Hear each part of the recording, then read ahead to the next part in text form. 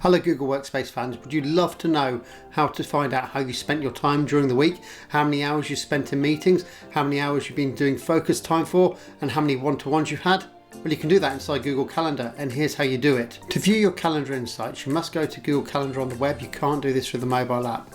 Once you're on Google Calendar, look down the left-hand side, and you'll see a section called Time Insights, and then if you click on More Insights, this Time Insight bar will load up on the right-hand side. First off, it gives you a quick breakdown of how you spent your time during the week with this circular icon here. So I hover over it, you can see it's highlighting the areas that I selected as focus time. Focus time is an event that you can set up in Google Calendar where it automatically turns off all your notifications and things like that, so you can focus on your work and not get any distractions.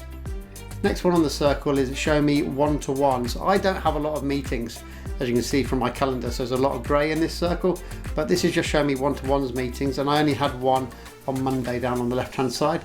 And then the next item here, it's showing me meetings that I had which had more than one-to-ones, that had more than one person in there. So this one had 3 people in here, so it's showing me there, and then it will show me a bit more of a breakdown. So I can see I did 4.3 hours of focus time.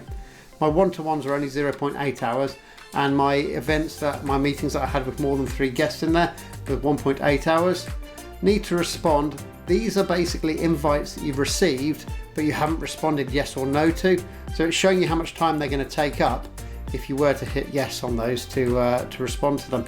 And then it's showing you how much remaining time you've got on there, and that's based on your working hours. So you can click on adjust working hours to change your working hours in Google Calendar. So I've got 9 till 5:30 set as my working hours, and based on that, that's how it's calculated this time here on the right hand side.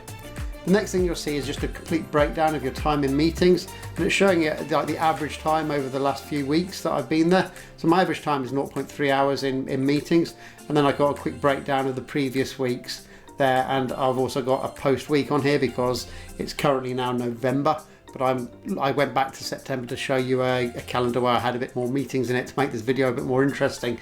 But that's showing me just a breakdown and average over the weeks, and then next it shows you who you've met with most frequently. So you can see I met with Carl, who's my business partner, makes sense. I also met with Tim in this meeting, who's a client of ours, and also Arabella, who's a client of ours as well, which I had that quick 30-minute video call on Monday. So it shows you your top 5 people that you've connected with and meeted with on there. So it's kind of an insight that lets you know if you're spending too much time in meetings. You might see that you've got a lot of meetings there that maybe you didn't need, or you could amalgamate them into one.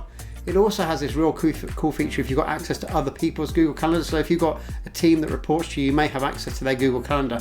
In that case, right at the top, you can then select their names and you can see how they're spending their time during the week.